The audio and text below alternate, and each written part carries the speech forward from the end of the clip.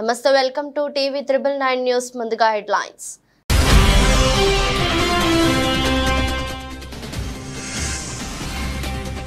ఇటలీలో Rishi Sunak, Macron, జెలెన్స్కీలతో ప్రధాని నరేంద్ర మోదీ భేటీ.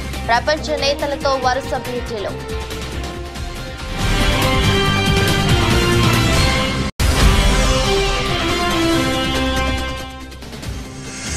కాకినాడ మహిళ ఆరుద్రకు సీఎం చంద్రబాబు అభయహస్తం.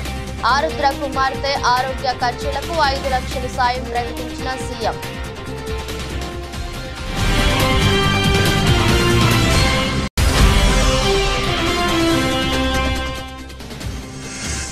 ఆదిలాబాద్ జిల్లా పాలనాధికారి చొరవతో 3 నెలల్లోనే రైతులకు డబ్బులు. హర్షం వ్యక్తం చేసిన రైతులు.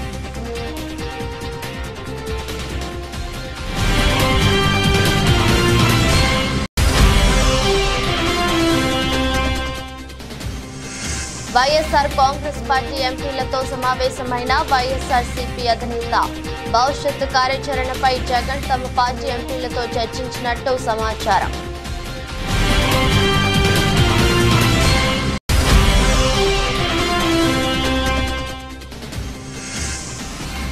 నాగార్జున సాగర్ చెక్పోస్టు వద్ద పట్టుబడ్డ 32 కేజీల గంజాయి. హైదరాబాద్ నుండి మాచర్ల వైపుగా తరలిస్తుండగా స్వాధీనం చేసుకున్న పోలీసులు.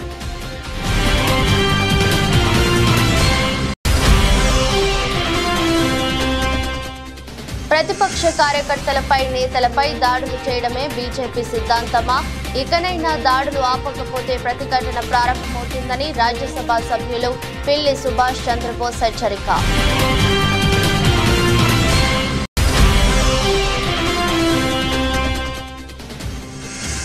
T20 ప్రపంచ కప్ సూపర్ 8కి చేరిన ఆఫ్ఘనిస్తాన్ కు ఎదురు దెబ్బ. జట్టుకు దూరమైన మిస్టరీ స్పిన్నర్.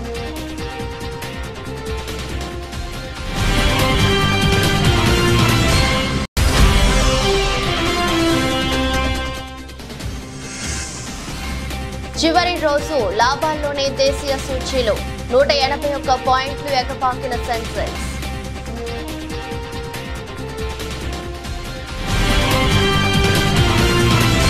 ఇటలీలో G7 సదస్సు సందర్భంగా భారత ప్రధాని నరేంద్ర మోదీ ప్రపంచ నేతలతో వరుసగా సమావేశమయ్యారు. బ్రిటన్ ప్రధాని రిషి సునాక్, ఫ్రాన్స్ అధ్యక్షుడు ఇమాన్యుయల్ మెక్రాన్, ఉక్రెయిన్ అధ్యక్షుడు వోలోదిమిర్ జెలెన్స్కీలతో విడివిడిగా భేటీ అయ్యారు. ఈ సమావేశాలకు సంబంధించిన వివరాలను మోదీ సోషల్ మీడియాలో పంచుకున్నారు. మా స్నేహితుడు మెక్రాన్ తో సమావేశం అద్భుతంగా జరిగింది. ఈ ఏడాదిలో ఇది మాకు 4వ భేటీ. భారత్ ఫ్రాన్స్ సంబంధాల బలోపేతానికి మేమిచ్చే ప్రాధాన్యతకు ఇది నిదర్శనం. రక్షణ రంగం, భద్రత, టెక్నాలజీ, AI, సముద్ర ఆధారిత ఆర్థిక వ్యవస్థ తదితర రంగాలపై ఇరువురం చర్చించుకున్నాం. వచ్చే నెలలో ప్యారిస్ ఒలింపిక్స్ ప్రారంభం కానున్న నేపథ్యంలో మెక్రాన్ కు శుభాకాంక్షలు తెలియజేశానని వివరించారు. ఇక బ్రిటన్ ప్రధాని రిషి సునాక్ తో సమావేశం ఆహ్లాదకరంగా సాగిందని మోదీ వెల్లడించారు. ఎన్డీఏ ప్రభుత్వం 3వసారి అధికారంలోకి వచ్చిన నేపథ్యంలో బ్రిటన్ తో సంబంధాలు, వ్యూహాత్మక భాగస్వామ్యం బలోపేతానికి మా చిత్తశుద్ధిని సునాక్ ఎదుట పునరుద్ఘాటించాను.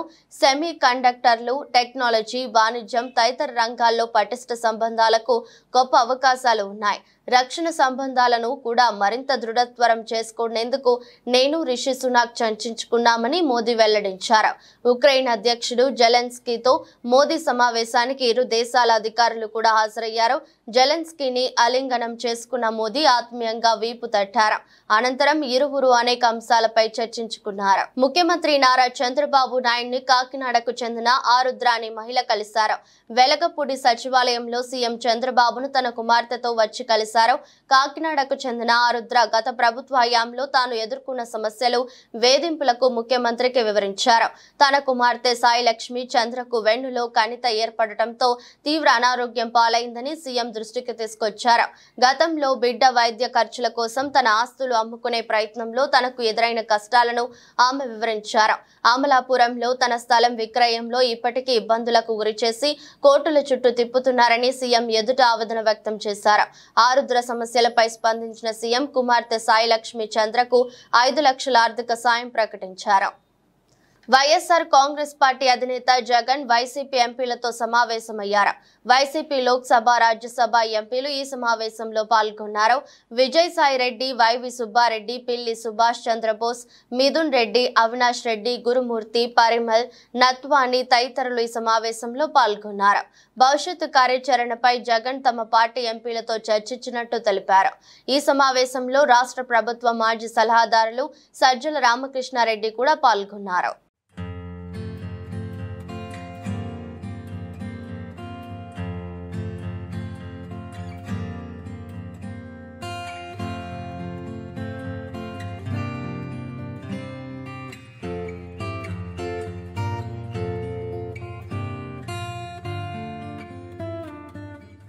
యాదాద్రి భువనగిరి జిల్లా చౌటుప్పల్లో మున్సిపాలిటీలో పలు వార్డులలో జరుగుతున్న అభివృద్ధి పనులను మున్సిపల్ చైర్పర్సన్ వెంరెడ్డి రాజు కౌన్సిలర్లతో కలిసి పరిశీలించి రానున్న వర్షాకాలంలో తీసుకోవాల్సిన చర్యలపై అధికారులను సూచించారు. అక్రమ కట్టడాలపై అధికారులను ఎమ్మెల్యే రాజగోపాల్ రెడ్డి హెచ్చరించారు. అనంతరం కళ్యాణ లక్ష్మి లబ్ధిదారులకు చెక్కులను పంపిణీ చేశారు. ఆయన మాట్లాడుతూ కాంగ్రెస్ పార్టీ ఇచ్చిన హామీలు ఒక్కొక్కటిగా అన్ని నెరవేరుస్తామన్నారు. మునుగోడు ప్రజలు ఎదురు చూస్తున్న శుభవార్త తొందరలోనే వస్తుందని అనుకుంటున్నానని తెలిపారు. స్థలం ఉండి కట్టుకునే వారికి 5 లక్షలు, ఇంటి స్థలం లేని నిరుపేదలకు డబుల్ బెడ్రూమ్లు తొందరలోనే ఇస్తామని అన్నారు. గత ప్రభుత్వంలో లాగా మేము మాట ఇచ్చి తప్పే ప్రభుత్వం మా ప్రభుత్వం కాదని తెలిపారు. టెండర్ పిలిచి రోడ్లు, డ్రైనేజీలు, హాస్పిటల్ బిల్డింగు, మార్కెట్ యార్డ్ అసంపూర్తిగా కంప్లీట్ రిక్వైర్మెంట్ తగ్గట్టు ప్లాన్ చేయలేదు. గతంలో కూడా ఒకసారి నేను ఎమ్మెల్యే గెలిచిన తర్వాత కూడా వాటిని అన్నింటినీ కూడా నేను పర్యవేక్షించడం జరిగింది క్లోజ్గా. మధ్యలో మళ్ళీ పార్లమెంట్ ఎన్నికలు వచ్చి ఎలక్షన్ కోడ్ వచ్చింది కాబట్టి అధికారులందరూ కూడా అందుబాటులో లేకపోవడం వల్ల ఎలక్షన్ కోడ్ అయిపోయిన తర్వాత మళ్ళీ ఒకసారి ఏదైతే ఆన్ గోయింగ్ వర్క్స్ వాళ్ళు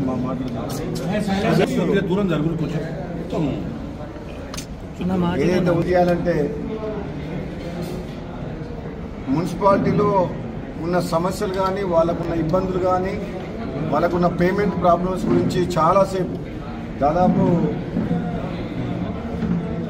3.5 గంటల పాటు 3.5 hours కంటిన్యూస్గా అధికారులతో కలిసి ఫీల్డ్ మీద పోయి మళ్ళీ వచ్చి అధికారులతోటి రివ్యూ మీటింగ్ కూడా చేయడం జరిగింది.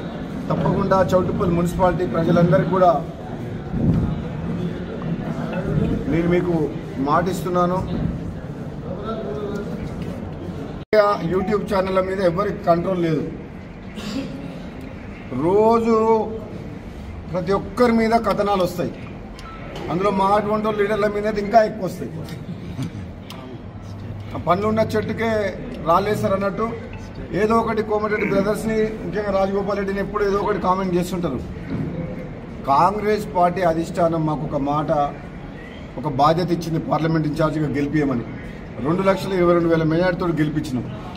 రాబోయే రోజుల్లో కాంగ్రెస్ అధిష్టానము ఏ బాధ్యతలు అప్పచెప్పినా, ఎంత అసాధ్యమైన అదైనా సరే ధైర్యంగా మా నాయకులు, కార్యకర్తలు మేమందరం సమిష్టిగా పోయి అధిష్టానం అప్పచెప్పిన పనిని కంప్లీట్ చేస్తాం. ప్రతి గ్రామంలో ఇల్లు ఉండి, స్థలం ఉండి ఇల్లు లేని నిరుపేదల అందరికి కూడా రాబోయే రోజుల్లో ఇందిరమ్మ ఇల్లు కట్టిస్తామని చెప్పి కూడా ఈ సందర్భంగా మాటిస్తున్నాం. ప్రతిపక్ష కార్యకర్తలు, నేతలపై దాడులు చేయడమే బీజేపీ సిద్ధాంతమా అని, దాడులు చేసిన వారిపై చర్యలు తీసుకోకపోతే ప్రతిఘటన ప్రారంభమవుతుందని రాజ్యసభ సభ్యులు పిల్లి సుభాష్ చంద్రబోస్ అన్నారు. శుక్రవారం అనపర్తిలోని వైఎస్ఆర్సీపీ కార్యాలయంలో పిల్లి సుభాష్ చంద్రబోస్ మాజీ శాసనసభ్యులు డాక్టర్ సత్య సూర్యనారాయణ రెడ్డితో కలిసి విలేకరులతో మాట్లాడుతూ, అనపర్తి నియోజకవర్గంలో ప్రతిపక్ష వైఎస్ఆర్సీపీ నాయకులు, కార్యకర్తలపై జరుగుతున్న దాడులు సోషల్ మీడియా ద్వారా తెలుసుకున్నారు.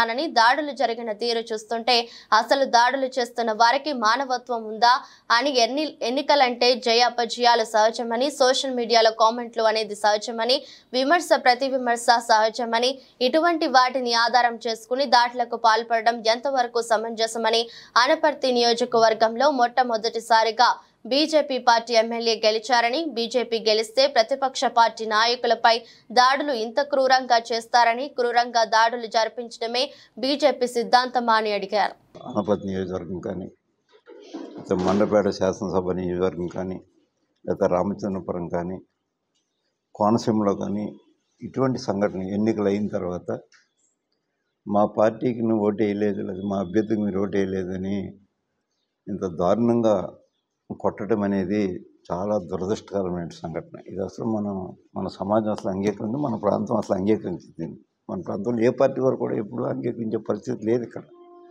అందులోకి అనపర్తి శాసనసభ నియోజకవర్గంలో తొలిసారిగా భారతీయ జనతా పార్టీ గెలిచింది. ఇక్కడ భారతీయ జనతా పార్టీ తొలిసారిగా గెలిచింది.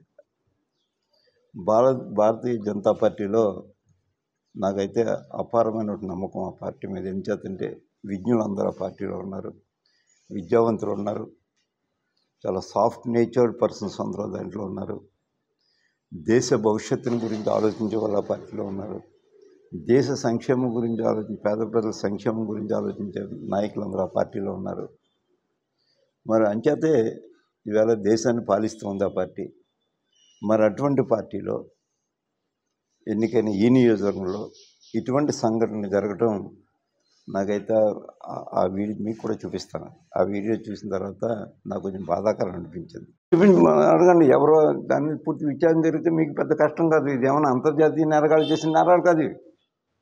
ఇదంతా కూడా ఇక్కడ ఒక పార్టీ వాళ్ళు ఎవరైతే గెలిచారో ఆ పార్టీ వాళ్ళే. అది ఎందుకు ఇంకోళ్ళకి ఏంటి అవసరం వాళ్ళకి? అంచేత వాళ్ళు చేసిన పనులు కాబట్టి తక్షణం వాళ్ళు ఎంతటి వాళ్ళన్నా వారిని ఇమ్మీడియట్గా కూడా అరెస్ట్ చేయకపోతే దీన్ని మాత్రం మేము హైకోర్టులో పిటిషన్ ఫైల్ చేస్తాం. అప్పుడైనా మీరు కదవలసి వస్తుంది. మీరు తక్షణం పోలీసు వారు దీని మీద విచారణ చేయకపోతే, కేసు రిజిస్టర్ చేసి విచారణ చేయకపోతే ఎవరిదైనా ప్రాణం పోతే ఖచ్చితంగా పోద్ది. ఎంచేతంటే అంత దారుణంగా ఉన్నాయి దెబ్బలు. పోతే యు ఆర్ రెస్పాన్సిబుల్. ఇక్కడ లోకల్ పోలీస్ అథారిటీ రెస్పాన్సిబుల్ అవుతారు కాబట్టి రెస్పాన్సిబుల్ చేస్తున్నాం మిమ్మల్ని. రేపొద్దున మీ మీదే ఆ కేసు రిజిస్టర్ చేయించవలసినటువంటి పరిస్థితులు దాపరిస్తాయి. మీకు దాన్ని తక్షణం చేయవలసిందిగా మేము కోరుతూ ఉన్నాం. గతంలో పోస్ట్ ఆఫీస్ అధికారి తప్పిదం వల్ల మోసపోయిన రైతులకు ఇండియన్ పోస్ట్ పేమెంట్ బ్యాంక్ ద్వారా పత్తి రైతులకు 1,15,00,000 రూపాయలు 75 మంది రైతులకు సంబంధించిన డబ్బులను జిల్లాలోని పోస్ట్ ఆఫీసులో జిల్లా పాలనాధికారి రాజశీష, శాసనసభ్యులు పాయల్ శంకర్లు రైతులకు అందజేశారు. ఈ సందర్భంగా జిల్లా పాలనాధికారి మాట్లాడుతూ ఆదిలాబాద్ పట్టణంలో పోస్ట్ ఆఫీస్ రైతుల ఖాతాలో గతంలో CCI నుండి డబ్బులు జమ చేసిన సంఘటనలో ఓ అధికారి తప్పిదం 75 మంది రైతులు ఖాతాలలో జమైన డబ్బులు మాయమైనట్లు తెలిపారు. ఈ సందర్భంగా ఈ సంఘటనపై జిల్లా పాలనాధికారి ప్రత్యేక చొరవతో 3 నెలల్లోనే రైతుల సమస్యను పరిష్కరించారు. 1,15,00,000 రూపాయలు 75 మంది రైతులకు పోస్ట్ ఆఫీస్ ద్వారా రైతులకు అందజేయడం జరిగింది. మన 3 నెలల క్రితంలో ఇక్కడ ఏవైతే ఒక అవినీతి జరిగింది, సో ఆ అవినీతికి పోస్టల్ బ్యాంక్ వారి తరఫు నుంచి సరి చేసుకొని ఈరోజు ఎవరైతే 75 రైతులు ఉన్నారో వాళ్ళకి కాటన్ కార్పొరేషన్ ఆఫ్ ఇండియా నుంచి వాళ్ళు పంట పండిన తర్వాత మళ్ళీ అమ్మిన తర్వాత కాటన్ కార్పొరేషన్ ఆఫ్ ఇండియా నుంచి ఏవైతే డబ్బులు రావడం జరిగింది పోయిన వానాకాలం సంబంధించిన ఆ డబ్బులు మరి యొక్క అధికారులు మోసం చేసి ఏవైతే డబ్బులు రైతులు అకౌంట్ నుంచి వాపస్ తీసేసుకున్నారు ఆ డబ్బులు ఈరోజు మళ్ళీ పోస్టల్ బ్యాంక్ చొర్యతోని ఈరోజు 75 నుంచి 80 రైతులకి వాళ్ళకి ఈరోజు పోస్టల్ బ్యాంకులో ఒక కౌంటర్ ఏర్పాట్లు చేసుకొని 1,15,20,000 రూపాయలు ఈరోజు రైతులకి అందజేయడం జరుగుతుంది. సో ఈ కార్యక్రమంలో మేజర్గా నాతో పాటు ఈరోజు ఎమ్మెల్యే గారు, తర్వాత పోస్టల్ బ్యాంక్ అధికారులు వారు అందరూ కూడా ఇక్కడ రావడం జరిగింది, హాజరయ్యారు. ముఖ్యంగా మొదటిసారి మాకు ఈ సమాచారం తెలిసిన తర్వాత ఎమ్మెల్యే గారు కూడా మాకు దృష్టిలో తీసుకొని వచ్చి మేజర్గా రైతులు కూడా మా దగ్గర వచ్చి మాకు చాలా ఇది అన్యాయం జరిగింది, చాలా పేద రైతులు మహిళల రైతులు కూడా మా దగ్గర వచ్చి అది వాళ్ళు విజ్ఞప్తి చేయడం జరిగింది. సో ఎమ్మెల్యే గారితో కూడా డిస్కస్ చేసి గౌరవ మంత్రి గారితో కూడా డిస్కస్ చేసి అది ఏ విధంగా సాల్వ్ చేయాలి. ముఖ్యంగా ఎస్పీ గారు కూడా దీంట్లో చాలా కృషి చేసి ఎవరైతే ఈ మోసం చేశారో తొందరగా అరెస్ట్ కూడా చేయడం జరిగింది, ఎంక్వైరీ కూడా ఇంటగ్రేట్ కూడా చేయడం జరిగింది. ముఖ్యంగా రైతులు కూడా చాలా సహకరించారు. 3 నెలల చాలా కష్టపడి వెయిట్ చేసుకొని కూడా మాకి ప్రతిరోజు సహాయం చేశారు. ఎందుకంటే వాళ్ళు కూడా ఎప్పుడైనా ఈ ధర్నాలో కానీ ఆందోళన కానీ ఎప్పుడైనా చేయట్లేదు. చాలా కష్టపడి కూడా రైతులు పోలీస్ తరఫు నుంచి ఏమైనా సమాచారం కావాలో, పోస్టల్ బ్యాంక్ తరఫు నుంచి ఏమైనా డాక్యుమెంటేషన్ కావాలో అప్పటికి అప్పుడు వచ్చి తొందరగా ఇవ్వడం జరిగిన వల్ల తర్వాత నేను కూడా ఎమ్మెల్యే గారు కూడా అక్కడ ఢిల్లీలో కూడా మాట్లాడి మరి వాళ్ళు ఎవరైతే అక్కడ రిస్క్ మేనేజ్మెంట్ బ్రాంచ్ ఉన్నాయో వాళ్ళతో కూడా మాట్లాడి రైతులు చాలా కష్టపడుతున్నారు. ఇప్పుడు వానాకాలం సీజన్ రాబోతున్నాయి, వాళ్ళకి ఈ మన పెట్టుబడి కోసం, విత్తనాల కోసం, తర్వాత ఎరువుల కోసం డబ్బులు కావాలి, ఏ విధంగా తొందరగా ఇవ్వాలి.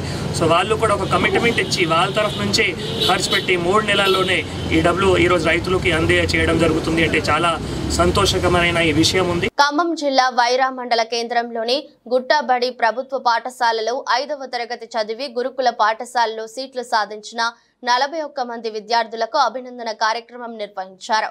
ఈ కార్యక్రమానికి ముఖ్య అతిథులుగా ఎమ్మెల్యే మాలవతు రామదాస్ నాయక్, జిల్లా కాంగ్రెస్ పార్టీ అధ్యక్షులు పి దుర్గా ప్రసాద్ పాల్గొని విద్యార్థులను ఘనంగా సన్మానించారు. ప్రభుత్వ పాఠశాలలో చదివిన విద్యార్థులు గురుకుల పాఠశాలలో ర్యాంకులు సాధించడంలో కృషి చేసిన ప్రధానోపాధ్యాయుడు నాగపత్తిన భాస్కర్ను ఎమ్మెల్యే రామదాస్ నాయక్ ఘనంగా సన్మానించారు. ప్రభుత్వ పాఠశాలల్లో చదివిన విద్యార్థులు గురుకుల ర్యాంకులు సాధించడం అభినందనీయమని అన్నారు. కాంగ్రెస్ ప్రభుత్వం విద్యారంగాన్ని ముందుకు తీసుకువెళ్లేందుకు ప్రభుత్వ పాఠశాలలను కార్పొరేట్ స్థాయిలో మౌలిక వసతులు కల్పిస్తుందని తెలిపారు.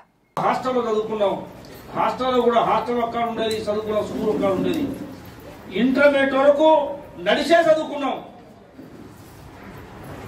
ఈరోజు ఆ పరిస్థితి లేదు. పిల్లల కాలు కూడా మధ్య అంటకుండా తల్లిదండ్రులు చదివిస్తున్న పరిస్థితులని, ఆటోలని, బస్సులని, అవన్నీ లేకపోతే సైకిల్ మోడలని ఇలాంటి సౌకర్యం వచ్చింది. కాబట్టి పిల్లలు పెద్దలు చెప్పారు, అందరూ ఉదాహరణలో తీసుకోవాలి. ఇది మామూలు పాఠశాల కాదు, ఇది గుట్టబడి అంటే మామూలు పాఠశాల కాదు. ఇది దీనికి ఒక చరిత్ర సృష్టించిన ఓ పెద్ద మనిషి దుర్గన్న పంచాయతీ సర్పంచ్ అయ్యాడు, ఇప్పుడు జిల్లా కాంగ్రెస్ ప్రెసిడెంట్ అయ్యాడు. ఈ రాష్ట్ర ఉప ముఖ్యమంత్రి కావాలి, కొద్దిలో పోయింది. ఉప ముఖ్యమంత్రి ఈ ప్రాంత వాసి లక్ష్మీపురంలో జన్మించిన భట్టి విక్రమార్క గారు. మరి చదువు ఇక్కడ దీని ముహూర్తం అటువంటిది అయ్యగారు, దీని ముహూర్త బలం, దీని పేరు అటువంటిది. కాబట్టి ఇవాళ ఉప ముఖ్యమంత్రి రాష్ట్రాన్ని ఏలుతున్న నాయకుడు భట్టి విక్రమార్క గారు ఈ పాఠశాలలో చదువుకున్న అంటే మాటలు కాదు, ఈ పాఠశాల పేరు, ప్రతిష్ట, గౌరవం పెంచే విధంగా ఇవాళ వివిధ రకాల హోదాల్లో కూడా బయట ఉద్యోగాలు చేస్తున్నారు. మంచి ధనవంతులైనరు, పెద్ద పెద్ద ఉద్యోగాలు చేస్తున్నారు, వ్యాపారాలు చేస్తున్నారు. కాబట్టి చదువుకున్న ఇప్పుడున్న పిల్లలందరూ కూడా పెద్ద ఎత్తున కష్టపడాలి. ఇవాళ డబ్బులు ఎన్ని భూములున్నా ఈ ఆస్తులు కావు, చదువే మనకు పెద్ద ఆస్తి. తల్లిదండ్రులు కూడా ప్రధానంగా మనవి చేస్తా ఉన్నా, పిల్లల్ని చదివిస్తే మీరు వాళ్ళకు ఒక 10 ఎకరాలు 20 ఎకరాలు ఇచ్చినట్టే. వాళ్ళని కష్టపడి ఇబ్బంది పడి గట్టిగా చదివించాలని మీ అందరికీ మనవి చేస్తూ, అన్ని విషయాలు మనం సీతారామరావు చెప్పాడు, దుర్గాన చెప్పాడు. కాబట్టి మా పట్ల మేమందరం కూడా ప్రభుత్వ పాఠశాల చదివి వచ్చిన వాళ్ళమే. అనపర్తి మండలం అభివృద్ధి అధికారి కార్యాలయంలో 4 మండలాల MDOs, EOs, Panchayati Raj department, RWS departments, deputy executive ఇంజనీర్లు, 4 మండలాల అసిస్టెంట్ ఇంజనీర్స్, 4 మండలాల గ్రామ పంచాయతీ సెక్రటరీస్ లతో అనపర్తి నియోజకవర్గం సమీక్ష సమావేశంలో పాల్గొన్న అనపర్తి శాసనసభ్యులు నల్లమిల్లి రామకృష్ణారెడ్డి తూర్పు గోదావరి జిల్లా అనపర్తి నియోజకవర్గం ప్రస్తుత పరిస్థితిపై 4 మండలాల పంచాయతీ సెక్రటరీలు, ఎంపీడీఓలు, జలవనరుల శాఖ అధికారులతో కార్యక్రమం ఎంపీడీఓ కార్యాలయంలో అనపర్తి శాసనసభ్యులు నల్లమిల్లి రామకృష్ణారెడ్డి సమీక్ష నిర్వహించారు. ఈ సందర్భంగా గత 5 సంవత్సరాలుగా అనపర్తి నియోజకవర్గంలో జరిగిన అభివృద్ధి, మౌలిక వస్తువుల కల్పన, అవినీతి ఆరోపణలపై విస్తృతంగా చర్చించారు. అనపర్తి నియోజకవర్గంలో ఎంపీడీఓలు, గ్రామ పంచాయతీ కార్యదర్శులు, పంచాయతీరాజ్ ఇంజనీరింగ్ విభాగం, ఆర్డబ్ల్యూఎస్ ఇంజనీరింగ్ విభాగం అది ఇప్పటి వరకు జరిగిన కార్యక్రమాలు, ఇప్పటి వరకు జరిగిన విషయాల పైన నాకు ఒక అవగాహన రావాలి. కాబట్టి ఇక ముందు ఏ విధంగా ముందుకు వెళ్ళాలనే దానిపైన అధికారులతో సమన్వయం కావాలి. కాబట్టి ఒక అవగాహన కార్యక్రమాన్ని నిర్వహించుకోవడం జరిగింది. దీనికి నియోజకవర్గంలోని అధికారులందరూ రావడం జరిగింది. ముఖ్యంగా అనేక విషయాలు చర్చించడం జరిగింది. ముఖ్యంగా 2019 నుంచి 2024 వరకు జరిగిన ప్రభుత్వంలో అనేక తప్పిదాలు కానివ్వండి, లేదా అవకతవకలు కానివ్వండి, కొన్ని వెలుగు చూసాయి. ఈరోజు దానిపైన తప్పనిసరిగా విచారణకి కలెక్టర్ గారిని కోరడం జరుగుతుంది. అదేవిధంగా ఒక చక్కటి సమన్వయంతో అధికారులు ప్రభుత్వానికి సహకరించే విధంగా, ప్రభుత్వం అధికారులతో సత్సంబంధాలు ఉండే విధంగా వెళ్ళడం జరుగుతుంది. దానికి సంబంధించి ఇవాళ ఒక దిశానిర్దేశం కూడా చేసుకోవడం జరిగింది. ఏదైనా ప్రభుత్వ లక్ష్యం ఒకటే, ప్రజలకు సంక్షేమ ఫలాలు, అభివృద్ధి ఫలాలు అందించాలి. చంద్రబాబు నాయుడు గారు ఇచ్చిన హామీ మేరకు, మోడీ గారు ఇచ్చిన గ్యారంటీ మేరకు ప్రజలకి సుపరిపాలన అందించాలి. దానికోసమని ఈరోజు అధికారులందరితో మాట్లాడడం జరిగింది. అధికారులందరి దగ్గర నుంచి ఫీడ్బ్యాక్ తీసుకోవడం జరిగింది. గుంటూరు జిల్లా ప్రతిపాడు నియోజకవర్గం పెదనందిపాడు, కాకుమాను మండలాల్లో ప్రతి జిల్లా పరిషత్ ఉన్నత పాఠశాలలో విద్యార్థులకు ప్రభుత్వం ద్వారా స్టూడెంట్స్ కి కిట్లు పంపిణీ చేసిన ప్రతిపాడు శాసనసభ్యులు బుర్ల రామాంజనేయులు కాకుమాను మండలంలో 2108 కిట్లను పంపిణీ చేశారు. బుర్ల రామాంజనేయులు మాట్లాడుతూ 90% మార్కులు సాధించాలని, స్కూల్ పిల్లలకు స్కిల్ డెవలప్మెంట్ మరియు నైపుణ్యం కలిగిన చదువును అందించాలని టీచర్లను కోరారు. ప్రముఖ సినీ నటి హేమ బెంగళూరు జైలు నుంచి విడుదలయ్యారు. కోర్టు ఆమెకు షరతులతో కూడిన బెయిల్ మంజూరు చేయడంతో ఆమె విడుదలయ్యారు. బెంగళూరు రేవ్ పార్టీ కేసులో సినీ నటి హేమను బెంగళూరు సిసిబి పోలీసులు అరెస్ట్ చేశారు. ఆమె బెయిల్ పిటిషన్ దాఖలు చేసుకున్నారు.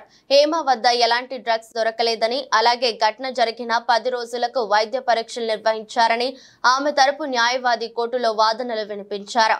అలాగే డ్రగ్స్ తీసుకున్నట్లు పోలీసులు సాక్ష్యాలు చూపించలేకపోయారని పేర్కొన్నారు. అయితే ఆమె పార్టీలో పాల్గొన్నట్లు చూపి ఆధారాలను సిసిబి కోర్టుకు అందించింది.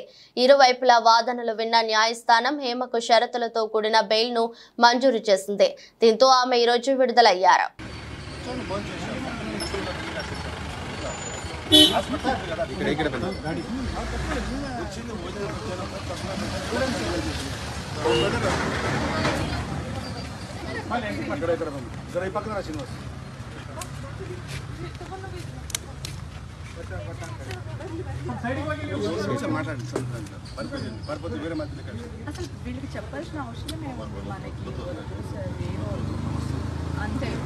పెరిగి పెద్దై బాధ్యతలను మోస్తున్న పెద్దవాళ్ళనైనా, యువత అయినా ఏదో ఒక సందర్భంలో చిన్నతనమే బాగుందని అనుకుంటాం.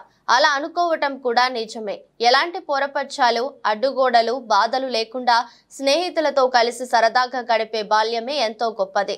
ఈ పాయింట్ ను బేస్ చేసుకొని రూపొందుతున్న చిత్రం కమిటీ కుర్రోళ్ళు. నిహారిక కొన్నిదెల సమర్పణలో Pink Elephant Pictures, LLP, Sriradha, Damodar Studios banners పై రూపొందుతున్న ఈ సినిమాకు యదు వంశీ దర్శకుడు. పక్కా ప్లానింగ్ తో మేకర్స్ అనుకున్న సమయానికి కన్నా ముందే సినిమా షూటింగ్ ను పూర్తి చేసిన విషయం. ప్రస్తుతం సినిమా పోస్ట్ ప్రొడక్షన్ కార్యక్రమాల్లో బిజీగా ఉంది. త్వరలోనే విడుదలకు సిద్ధమవుతుంది. ఈ నేపథ్యంలో చిత్ర యూనిట్ కమిటీ కుర్రోళ్ళు టీజర్ విడుదలైంది. ప్రముఖ హీరో నితిన్ సోషల్ మీడియా వేదికగా టీజర్ ను విడుదల చేసి చిత్ర యూనిట్ కు అభినందనలు తెలిపారు. అద్వితీయమైన అటవీ తీరులో ఈసారి T20 ప్రపంచ కప్ సూపర్ 8కు చేరిన ఆఫ్ఘనిస్తాన్ జట్టుకు ఎదురు దెబ్బ తగిలింది. మిస్టరీ స్పిన్నర్ ముజిబుర్ రెహమాన్ గాయం కారణంగా జట్టుకు దూరం అయ్యాడు. ఇండియన్ ప్రీమియర్ లీగ్ లో చేతి వేలికి ఆయన గాయం మరింత పెద్దది కావడంతో T20 ప్రపంచ కప్ లోని మిగతా మ్యాచ్లకు అందుబాటులో ఉండడం లేదు.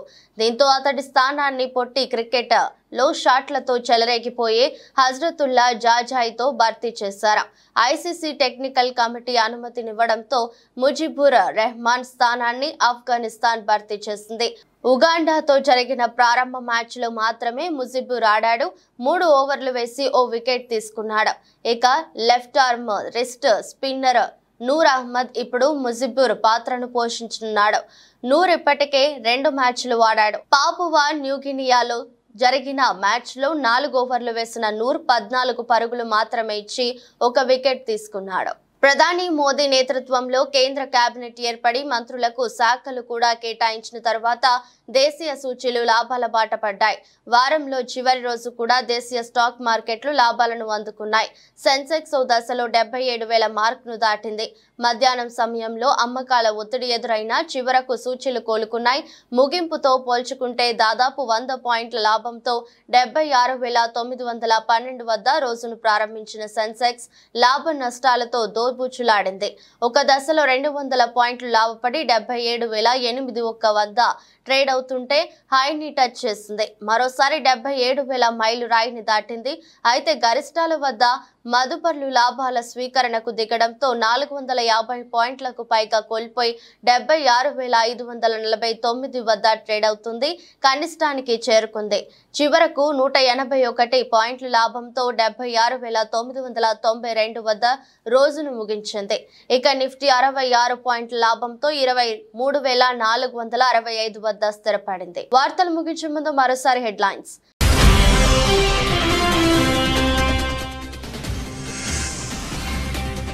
ఇటలీలో రిషి సునాక్, మెక్రాన్, జెలెన్స్కీలతో ప్రధాని నరేంద్ర మోదీ భేటీ. ప్రపంచ నేతలతో వరుస భేటీలు.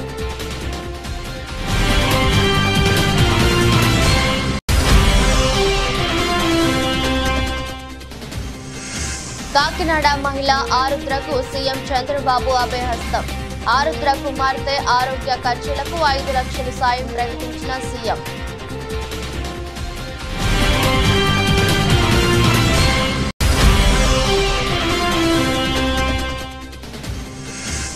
ఆదిలాబాద్ జిల్లా పాలనాధికారి చొరవతో 3 నెలల్లోనే రైతులకు డబ్బులు. హర్షం వ్యక్తం చేసిన రైతులు.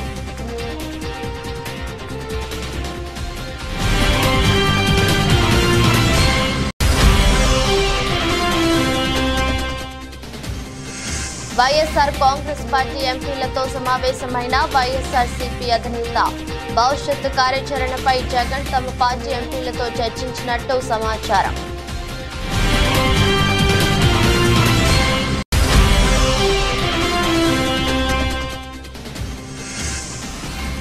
నాగార్జున సాగర్ చెక్పోస్టు వద్ద పట్టుబడ్డ 32 కేజీల గంజాయి.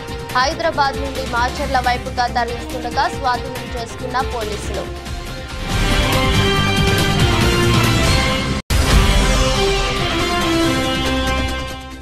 ప్రతిపక్ష కార్యకర్తలపై నేతలపై దాడులు చేయడమే బీజేపీ సిద్ధాంతమా?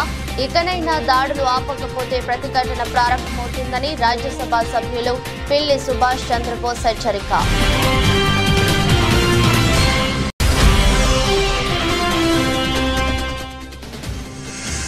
T20 ప్రపంచ కప్ సూపర్ 8కి చేరిన ఆఫ్ఘనిస్తాన్ కు ఎదురు దెబ్బ. జట్టుకు దూరమైన మిస్టరీ స్పిన్నర్.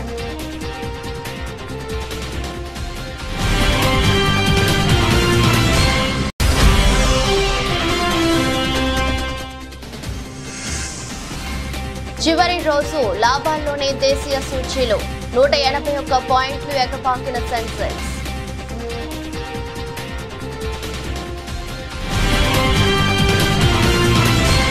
ఇది రోజు బులెటిన్. మరో బులెటిన్లో మళ్ళీ కలుద్దాం. అంతవరకు సెలవు. నమస్కారం.